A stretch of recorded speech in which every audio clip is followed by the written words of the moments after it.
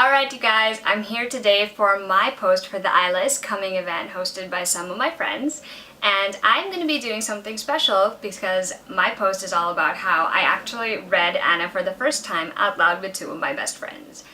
This is my pretty new copy of Anna and the French Kiss by Stephanie Perkins, and I have decided as part of my post that I will read the first chapter out loud to you. I hope you guys enjoy me trying to be all dramatic while I read this. Okay, Chapter 1. Here's everything I know about France. Madeleine and Amélie and Moulin Rouge. The Eiffel Tower and the Arc de Triomphe, although I have no idea what the function of either actually is. Napoleon, Marie Antoinette, and a lot of kings named Louis. I'm not sure what they did either, but I think it has something to do with the French Revolution, which has something to do with Bastille Day. The art museum is called the Louvre, and it's shaped like a pyramid, and the Mona Lisa lives there, along with that statue of the woman missing her arms. And there are cafes or bistros or whatever they call them on every street corner. And mimes. The food is supposed to be good, and the people drink a lot of wine and smoke a lot of cigarettes. I've heard they don't like Americans, and they don't like white sneakers. A few months ago, my father enrolled me in boarding school. His air quotes practically crackled over the phone line as he declared living abroad to be a good learning experience and a keepsake I'd treasure forever. Yeah, keepsake. And I would have pointed out his misuse of the word had I not already been freaking out. Since his announcement, I've tried yelling, begging, pleading, and crying, but nothing has convinced him otherwise. And now I have a new student visa and a passport, each declaring me Anna Oliphant, citizen of the United States of America. And now I'm here with my parents, unpacking my belongings in a room smaller than my suitcase, the newest senior at the School of America in Paris. It's not that I'm ungrateful. I mean, it's Paris, the city of light, the most romantic city in the world. I'm not immune to that.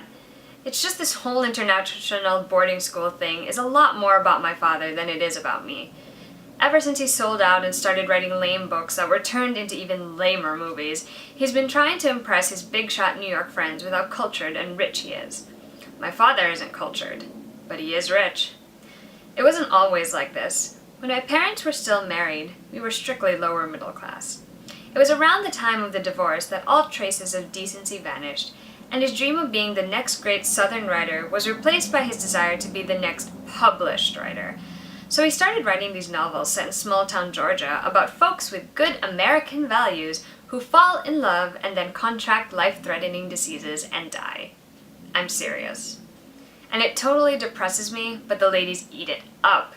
They love my father's books, and they love his cable knit sweaters, and they love his bleachy smile and orange tan. And they have turned him into a bestseller and a total dick.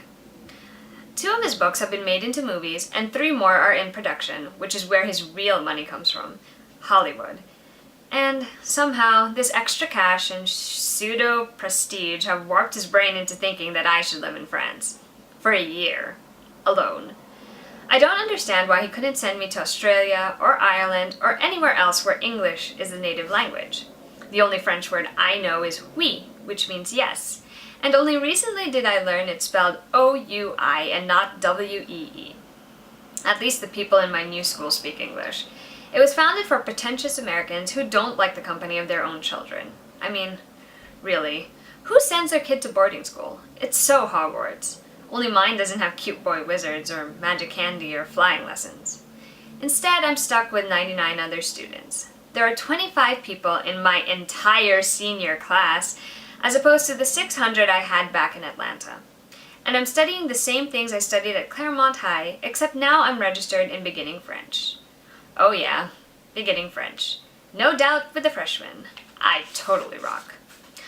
Mom says I need to lose the bitter factor, pronto, but she's not the one leaving behind her fabulous best friend Bridget, or her fabulous job at the Royal Midtown 14 Multiplex, or Toff, the fabulous boy at the Royal Midtown 14 Multiplex. And I still can't believe she's separating me from my brother, Sean, who is only 7 and way too young to be left home alone after school. Without me, he'll probably be kidnapped by that creepy guy down the road who has dirty Coca-Cola towels hanging in his windows. Or Shawnee will accidentally eat something containing red dye number 40, and his throat will swell up, and no one will be there to drive him to the hospital. He might even die. And I bet they wouldn't let me fly home for his funeral, and I'd have to visit the cemetery alone next year, and Dad will have picked out some god-awful granite cherub to go over his grave. And I hope Dad doesn't expect me to fill out college applications to Russia or Romania now. My dream is to study film theory in California. I want to be our nation's greatest female film critic. Someday I'll be invited to every festival, and I'll have a major newspaper column, and a cool television show, and a ridiculously popular website. So far, I only have the website, and it's not so popular. Yet. I just need a little more time to work on it, that's all. Anna, it's time. What? I glance up from folding my shirts into perfect squares.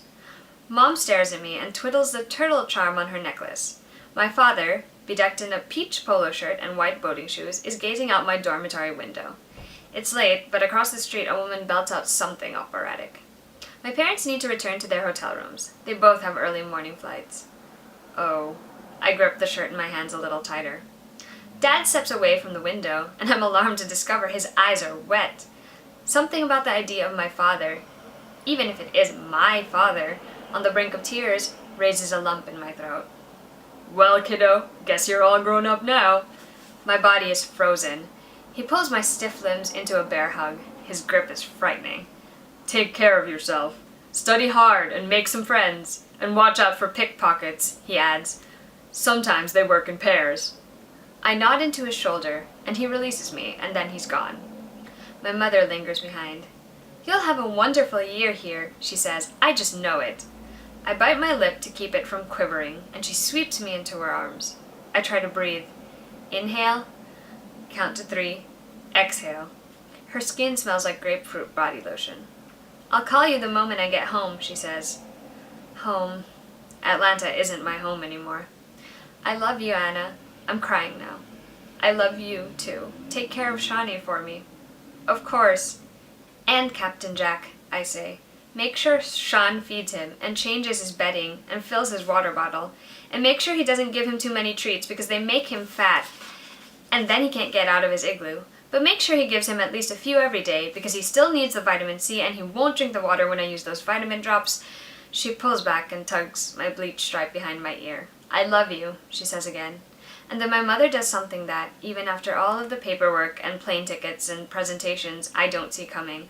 Something that would have happened in a year anyway, once I left for college. But that no matter how many days or months or years I've yearned for it, I'm still not prepared for when it actually happens. My mother leaves. I am alone. I hope you guys enjoyed that, and you can try to imagine me reading the rest of this book with my best friends. But Anna and the French Kiss comes highly recommended from me, Alexa of Alexa Loves Books, and I really hope that if you have not yet read this book, you will, and if you have read it, you're going to reread it again. Alright guys, till next time!